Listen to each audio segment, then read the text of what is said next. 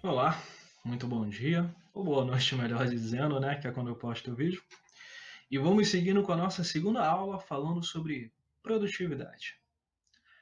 Nessa aula, diferente da anterior e dando prosseguimento, obviamente, nós vamos falar de como estudar melhor.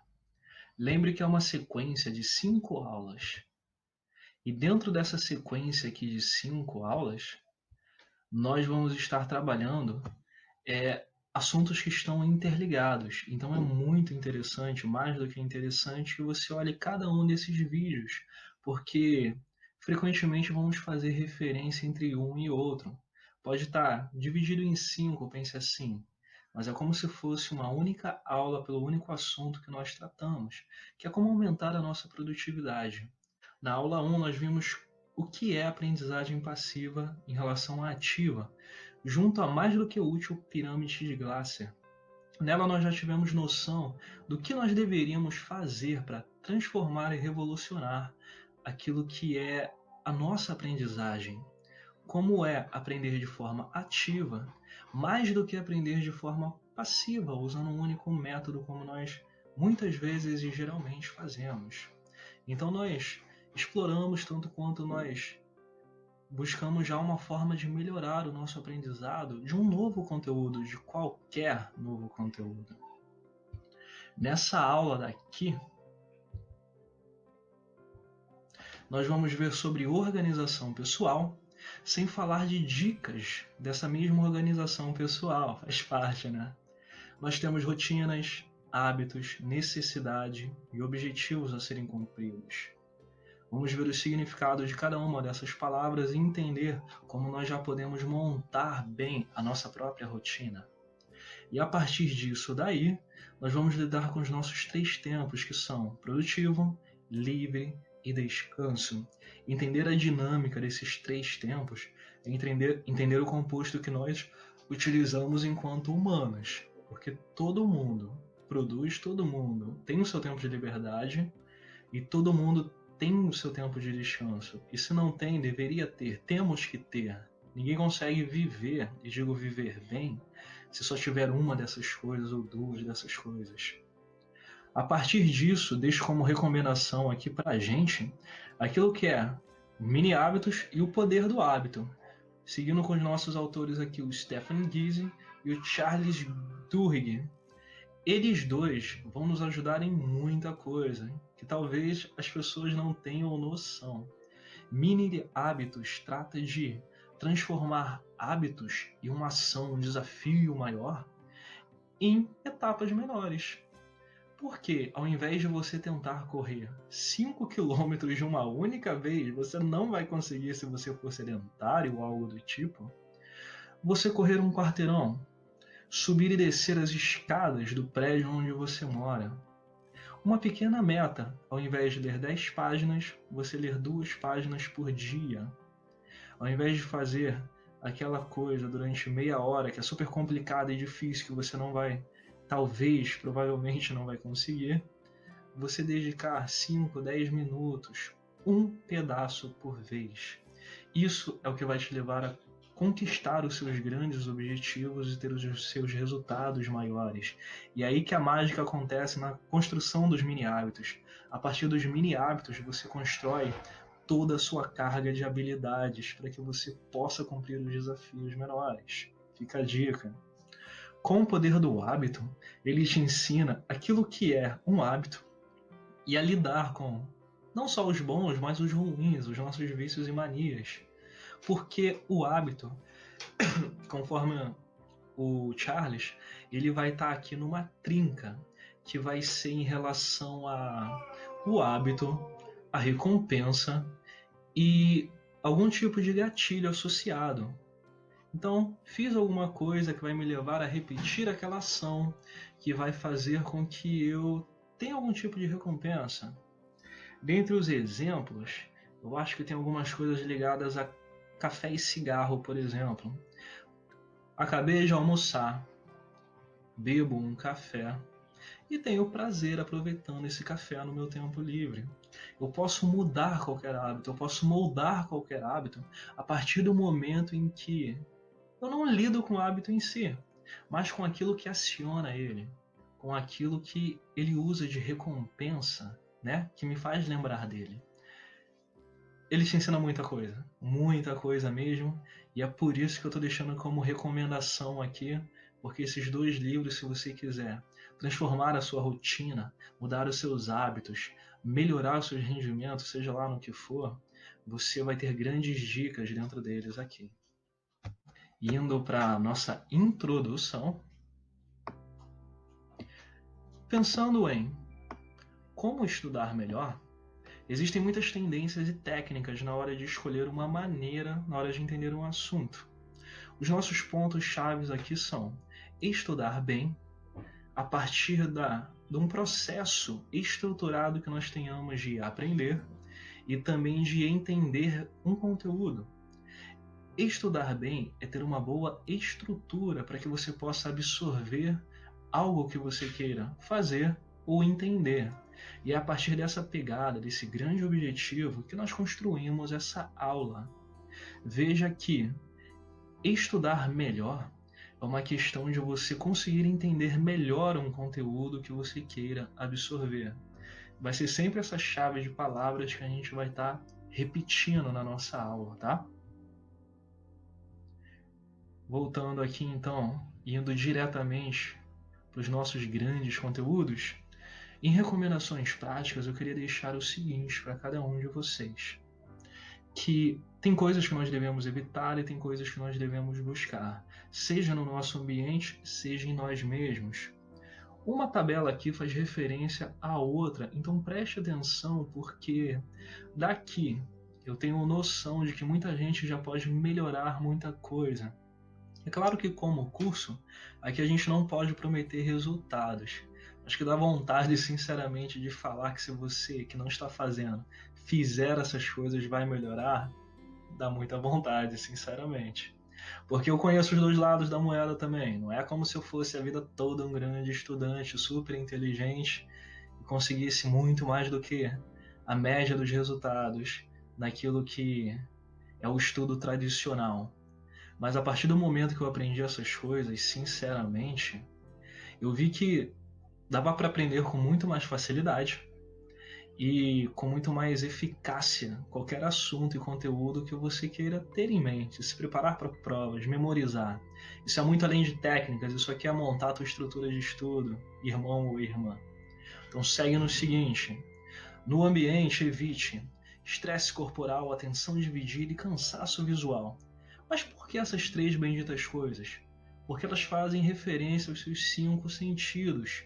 Tenha a noção de que, a partir do momento em que você está acordado, você está absorvendo informação. Eu diria até muito mais do que de quando você está dormindo. Porque você está prestando atenção em certas coisas e outras você está ativamente ignorando. Isso faz parte de todo o nosso processo de atenção e interesse. Então observa o seguinte: os seus 5 sentidos, eles são a porta pelo qual toda a informação que você entende desse mundo ou não, ela entra em você. Quando nós falamos de estresse corporal, nós estamos falando referência a tudo aquilo que pode te atrapalhar em relação ao seu vigor, à sua força, à sua energia, que faz com que seu rendimento caia, efetivamente.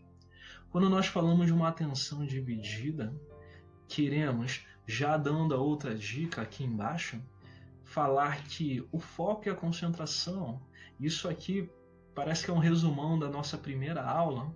O foco e a concentração, eles fazem com que o seu cérebro tenha aquela informação como importante. Se ela é importante, ela não vai ser descartada quando você for descansar ou dormir. Quando nós falamos de cansaço visual, considerando que é pelos olhos que a gente mais absorve informação, preste atenção no seguinte: o cansaço visual vai fazer com que o seu rendimento total também caia, porque você já não quer nem ver, não absorve a informação direito. Parece que é uma coisa muito boba e básica, e sinceramente, pode ser básica, mas não é boba. Mesmo esse tópico que a gente fala de é bom ter uma luz agradável no seu ambiente para lidar com seu estudo, isso não é uma besteirinha qualquer. até isso influencia na forma como você aprende ou entende algo. E com você, cuidado com o desinteresse ou com não ter objetivo. Essas duas coisas fazem com que o seu cérebro ignore a informação. Por que eu não consigo? Por que o meu estudo é super passivo? Por que quando eu leio eu esqueço logo em seguida? Simples, é porque você não quis. Então essa não objetividade te leva a outras formas de falta ou excesso. E repara que logo aqui embaixo a gente já fala de procrastinação, tanto quanto de esforço excessivo. A procrastinação é o ápice daquilo que é a falta, porque você não só não é desinteressado, tá? Como a gente está falando de que isso é empurrado, isso é evitado. O engraçado nesse assunto, e cá entre nós nada disso é um esculacho, estou falando de desinteresse como uma forma de não querer aprender, e citando já o exemplo da Bárbara Oakley aqui de novo, sempre direto em relação a esses assuntos, é que aprender ou mudar alguma coisa aciona sinceramente aquela nossa sensaçãozinha de dor. Nós só deixamos de sentir essas dores da mudança ou do crescimento quando nós tomamos o primeiro passo rumo àquilo que nós sabemos que devemos fazer, mesmo não querendo. E veja que querer é diferente de trabalhar o desinteresse. O esforço excessivo é o contrário. O esforço excessivo é conseguir falhar exatamente por fazer demais. O que é engraçado nesse ponto aqui é que quanto mais você se esforça, mais o seu rendimento cai, porque você está cansado. Então, essa é uma das razões, também baseado no Aprendendo a Aprender da Bárbara Oakley. Sim, estou repetindo direto. Depois dê uma olhadinha, até porque tem curso gratuito sobre isso dela, que é o seguinte: o esforço excessivo faz com que o seu rendimento caia em escala, porque o seu cérebro, sendo um músculo, ele tem um limite de informação que ele absorve, um limite de tempo que ele consegue estar super ativo. Então, ultrapassar esses limites é passar das suas próprias barreiras de aprendizagem, tenha isso em mente. Agora repara como o buscar se relaciona com o evitar, porque a partir do momento em que nós temos no ambiente um movimento que eu recomendo para vocês, que é estático ou semi-estático, o próprio ambiente passa a trabalhar a seu favor. Um bom show, por exemplo, de música, é aquele que você não sente o passar, em que você está interagindo tanto com o que está acontecendo ali no palco que o resto não faz diferença. Pensa nisso. Um som ambiente ou que esteja ausente. Por que eu falo isso? Porque o som, ele dá ritmo ao que você está fazendo, seja lá que tipo de ritmo for. Então, ele dependendo de como seja, do que seja, ele vai atrapalhar os seus estudos. Então, é melhor que esteja ausente, ou seja, algo que fique num fundinho tão tranquilo e simples que, junto com o movimento, por exemplo, ele não te faça de muita diferença, mais do que seja algo agradável e que te relaxe. Relaxado, numa medida boa, você consegue também ser mais produtivo e estudar melhor. Luz agradável nós já falamos, então vamos com você. Foco e concentração também, só faltou o descanso e espaçamento. Porque nesse sentido, é o descanso, e vamos falar disso mais à frente, que permite com que a informação seja renovada no seu cérebro. É o espaçamento, junto com uma repetição consistente, por exemplo, que faz com que a informação seja consolidada no seu cérebro. Mais uma informação do Aprendendo a Aprender. A partir dessas recomendações práticas, nós podemos seguir então em frente. Quando nós falamos de organização pessoal, nós vamos lidar com rotina, hábito, necessidade e objetivo. Preste atenção no seguinte: o título não está te enganando. Como eu disse, são 5 aulas numa divisão aqui hoje para construir a estrutura que aí sim vai te permitir estudar melhor. Não estamos saindo nem um minuto do assunto. Junte com o vídeo 1 e você vai ter uma visão muito melhor daquilo que nós estamos trabalhando aqui. Vamos para o significado das coisas então. Quando nós falamos de organização pessoal, tem um espacinho aqui para vocês, nós falamos de uma maneira de planejar ações para organizar uma rotina. Agora, por que é importante? Porque nós conseguimos pensar os nossos movimentos e os seus resultados. Para que nos serve? Aumentar a qualidade do tempo, aproveitar melhor as condições que temos, buscar resultados e antecipar questões através de um planejamento simples. Não só lendo isso daqui, mas acrescentando um pouquinho ao que é a organização pessoal, é essa estrutura de organização que vai te permitir, junto aos conceitos que nós vamos ver a seguir, a construir tudo aquilo que você precisa para aprender bem aprendido. No sentido de que, conhecendo esses conceitos bem ditos aqui, eles fazem parte, sincera e simplesmente, daquilo que é o significado do dicionário deles, mas é suficiente para que a gente entenda o que nós vamos fazer. Já vou dar uma colher de chá aqui e falar da sequência em que você deveria construir a sua organização pessoal. Primeiro objetivo, depois necessidade, monta a rotina, identifica os hábitos por fim. A partir desse quarteto maravilhoso aí, ainda que nós não peguemos as técnicas hoje, você vai entender que, com uma estrutura de aprendizado, de conhecimento, de pensamento, vai conseguir aprender qualquer coisa. E, de novo, não é que estejamos fazendo grandes e loucas promessas aqui, como se aprendeu vai dar certo. Mas é o seguinte, é bem capaz disso daqui facilitar muito a vida de muita gente.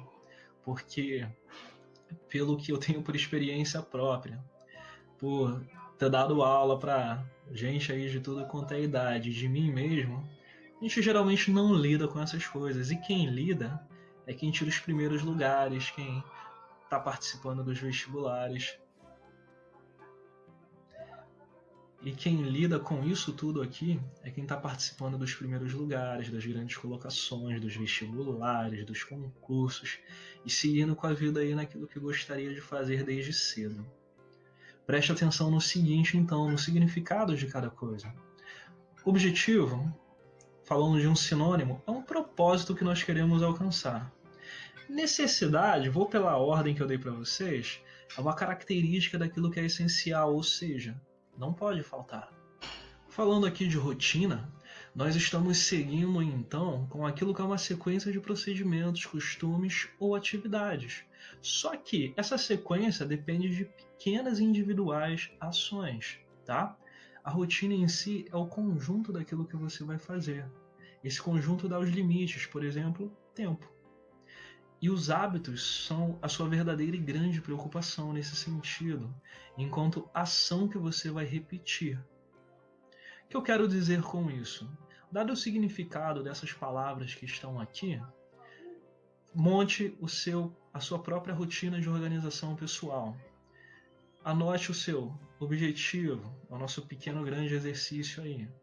Depois disso, quais são as necessidades desse objetivo? Vamos dizer, por exemplo, que seja passar num vestibular. Objetivo. As necessidades são estudar ciências sociais e exatas, além de matemática e português. Então você tem essas 4 necessidades aí, independente de quantas sejam. Isso te leva a uma rotina de, eu tenho de 2 a 4 horas para estudar todo dia. Ok, são seus limites de rotina, o que você pode fazer. E isso deveria te levar então a pensar nos hábitos. Quais são as ações que me permitem cumprir com essa rotina? Então eu tenho que dividir essas 2 ou mais horas aí, por exemplo, em 4 matérias, que são as minhas necessidades. Em relação a essas 4 necessidades, eu só tenho esse tanto de tempo. Então, beleza, eu vou conseguir estudar matéria 1, tanto tempo, matéria 2, tanto tempo, e assim por diante, em relação a, por exemplo, aquilo que é mais importante. Parece que é uma coisa, de novo, simples e boba. Boba não é. Algo que seus professores já falaram com você 300 vezes, mas fatidicamente, sabe-se lá por que, deixamos de lado. Isso aqui é uma sequência muito forte daquilo que é um bom estudo e organização pessoal. Seguindo,